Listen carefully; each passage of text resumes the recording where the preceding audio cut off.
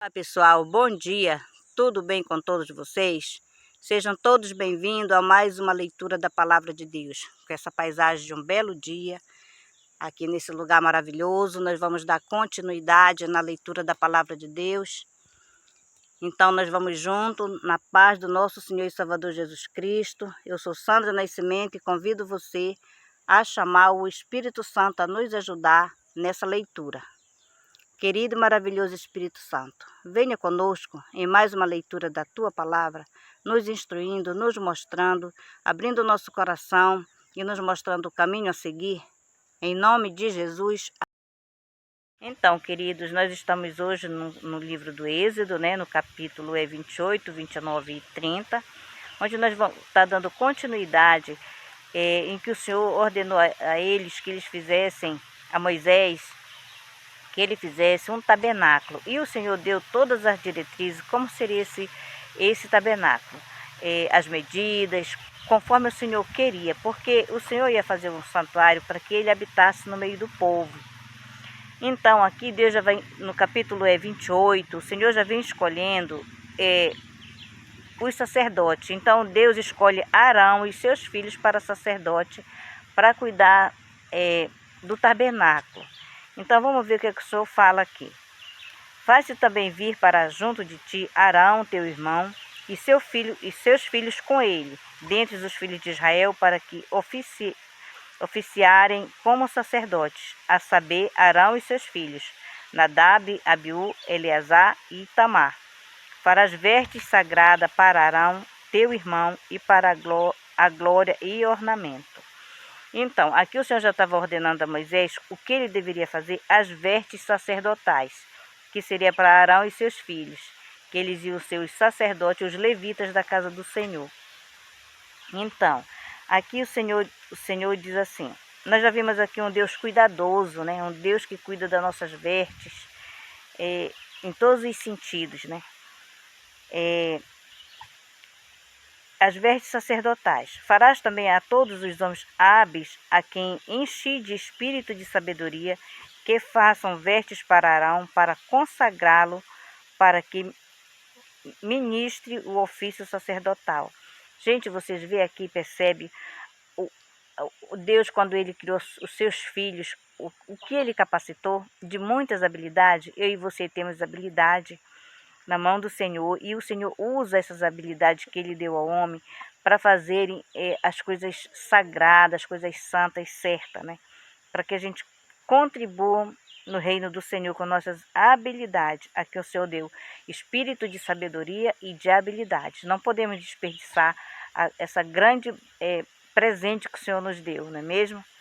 Então nós vemos aqui que o Senhor está mandando, que Moisés veja os homens hábeis daquela cidade, que são cheios de sabedoria, para fazer as vestes sacerdotais. E nessas vestes, o Senhor vem dando todas as instruções como ela deveria ser, O Senhor vem falando que vem falando do peitoral, O Senhor vem falando aqui no verso 15. No verso 6, primeiro aqui. E farão astola sacerdotal de ouro, estofa azul e púrpura e carmesim e linho fino, retorcido, a obra de esmeralda. Então, seria assim uma obra muito fina, muito boa, que o Senhor ia usar a habilidade e a sabedoria daqueles homens para fazer como o Senhor estava instruindo, não é mesmo? Aí farás também o peitoral do juízo, de obra esmerada conforme a obra de astola sacerdotal, e fará de ouro e estofa azul e púrpura e carmesim e linho fino retorcido, e os farás. A gente vê na figura como é belo a roupa. Então eu lembro que uma época a gente fazendo um estudo, o meu querido pastor Carlos Vieira, que ele pediu um trabalho a respeito das pedras, preciosas para colocar no peitoral, que era das vestes de Arão, e eu estava incumbida de ver essas pedras, então a gente saiu procurando as mais bonitas que a gente encontrava para o nosso trabalho. Agora a gente estava fazendo para representar aqui vai falar das 12 tribos de Israel, que essas pedras elas representavam as 12 tribos. Então, eles estavam fazendo conforme o Senhor estava mandando aqui, né? Ele falou, o Senhor mandou que eles fizessem que ali seria o peitoral do juízo, né? Que ficava sobre a estola, uma espécie de bolsa, né? Quadrada que continha o urim e turim, que seria este é um instrumento para o julgamento, né? Então esse urim e esturim, urim e turim, ele era um instrumento para dar resposta de Deus, né? E sobre as decisões tomadas que Deus tomava, ali representava aquela bolsa que eles colocavam em cima da estola. Então, a gente vê que o Senhor cuidava assim no mínimo detalhe para que as coisas andassem em harmonia. Ele é um Deus muito cuidadoso e precioso. Amém? No capítulo 29, já vem falando o sacrifício e as cerimônias da consagração. E estas instruções são colocadas em prática. Vejamos aqui. Isto é o que lhes fará para consagrar, a fim de que me oficiem como sacerdotes. Toma um novilho e 2 carneiros sem defeito, e põe as armas, os bolos asmo, amassado com azeite. Então, a gente já vê aqui que o Senhor já vem dando as instruções, o que seria feito para esta consagração, né? Já preparando os novilhos, os pães, para a consagração. Então, tomarás o óleo da unção e lhe derramará sobre a cabeça, e assim ungirás. Aqui o Senhor já estava, depois de toda aquela consagração que teria feito com os animais, todos os sacrifícios, Deus já estava mandando derramar o óleo sobre a cabeça de Arão e seus filhos. E a gente vê aqui que o Senhor está dizendo aqui, então tomará o óleo da unção e derramará sobre a cabeça e ungirás. Farás depois que cheguem os filhos de Arão e os vestirá de túnica, e cingirá com o cinto, e Arão e seus filhos, e lhe atará a tiaras, para que tenha o sacerdócio por estatuto perpétuo, e consagrará Arão e seus filhos. O que nos aponta aqui a palavra que eu vejo no meu entendimento? Aqui já está apontando para as armaduras de Deus, lá de Efésios 6, que nós podemos colocar as armaduras de Deus, que é o capacete da salvação, a espada do Espírito, né? O escudo da fé, a couraça da justiça, o cinto da verdade. Então, essas vestes sacerdotais de Arão já representava isto ali, né? Então, nós vemos que Deus, ele vem dando toda uma instrução. Aqui no capítulo 12,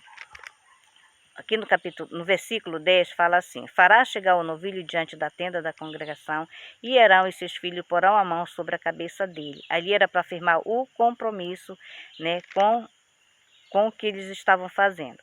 No versículo 12: depois tomará do sangue do novilho e porás com o teu dedo sobre o chifre do altar, e o restante do sangue derramará à base do altar.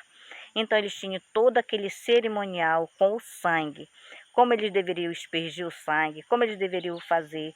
Aí eu convido a fazer você a uma leitura. O nosso tempo é um pouco limitado, aí você lê toda, que tudo leva, tudo aponta para Jesus. E isso nós vemos aqui no capítulo 29. Então, nós já vemos aqui no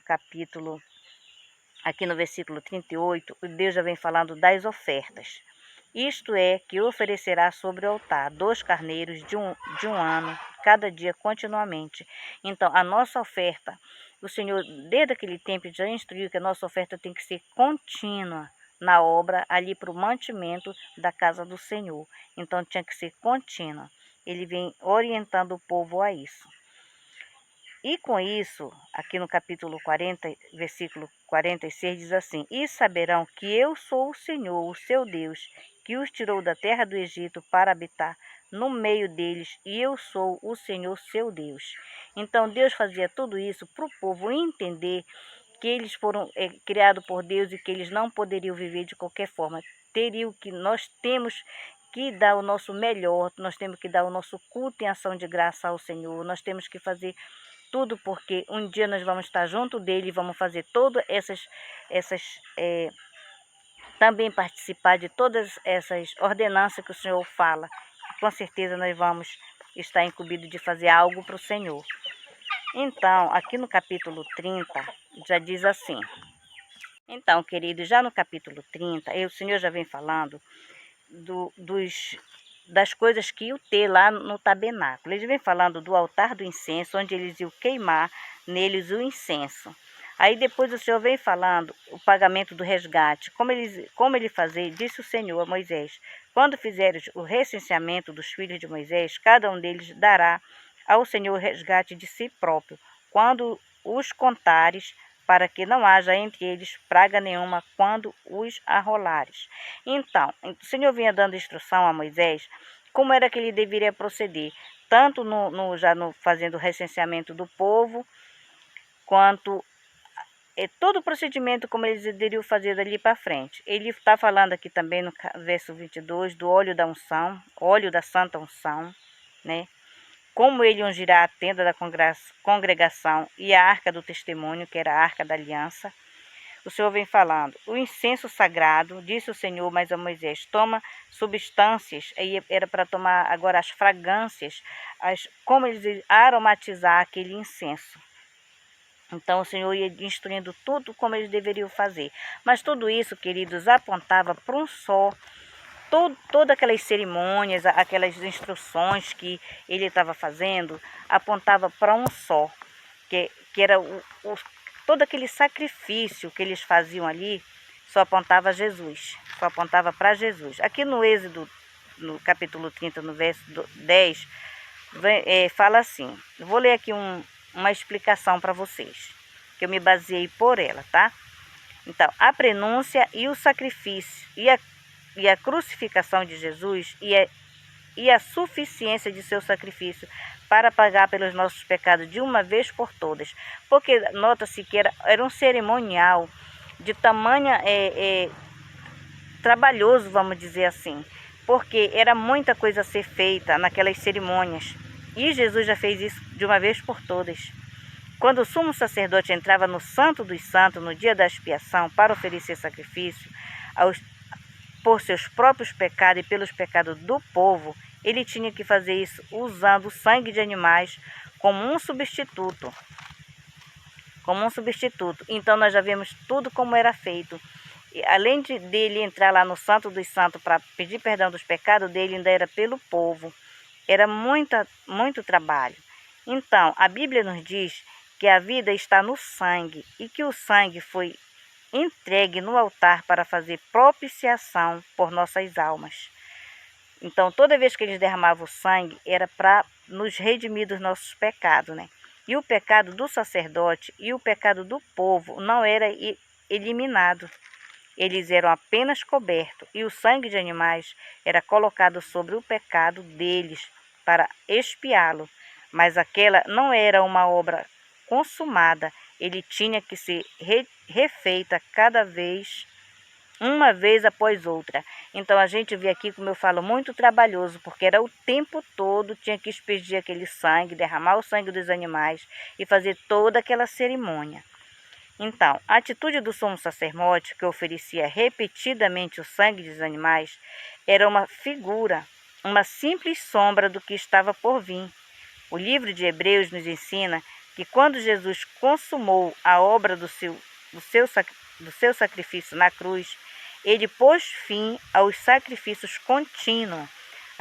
Todo aquele trabalho, que eu digo assim, ele acabou. Jesus fez isso uma vez só e acabou com toda aquela situação, né? Que o Senhor colocou para o povo. E pôs fim a todos os sacrifícios contínuos através de Jesus. Com isso, nós vemos aqui que Hebreus ele nos fala da expiação de Cristo como obra definitiva. Esta passagem nos diz que não por meio do sangue de bodes, novilhos, mas pelo seu próprio sangue, ele entrou no Santo dos Santos de uma vez por todas e obteve a eterna redenção. Agora a gente pensa a grandeza e o presente que nós ganhamos, o sangue de Jesus, o sacrifício que ele fez, as dores que ele passou para nos redimir de estarmos hoje presentes, hoje estarmos diante do Senhor Deus, né? Então, querido, nós vemos aqui, olha, Jesus ofereceu a si mesmo uma única vez como sacrifício por nossos pecados. Ele não precisa continuar a fazer isso, né?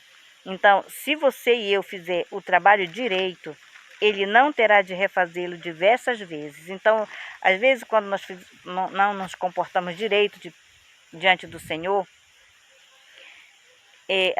Jesus não tem que estar fazendo o tempo todo, né? Foi por isso que ele falou para aquele povo que Jesus fez um trabalho direito. Jesus fez, não precisa mais fazer, né? Ele fez.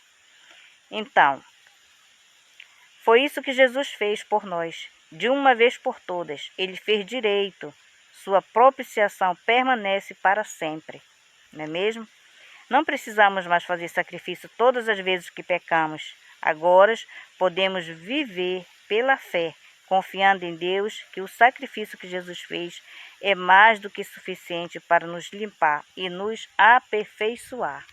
Então, queridos, aqui nós temos uma grande oportunidade de nos chegar a Cristo e fazer aquilo que Ele nos pediu para fazer, não é mesmo? Ficar na presença dEle para sermos redimidos dos nossos pecados. Então, nós, portanto, irmãos, nós temos plena confiança para entrar no Santo dos Santos pelo sangue de Jesus e por um novo e vivo caminho que Ele abriu por meio do véu e do seu sangue, isto é, pelo seu corpo, o seu sangue derramado na cruz do Calvário por mim e por você. Amém? Então, nós vamos juntos semeando essa palavra, que essa palavra ela é de redenção, de salvação, de amor.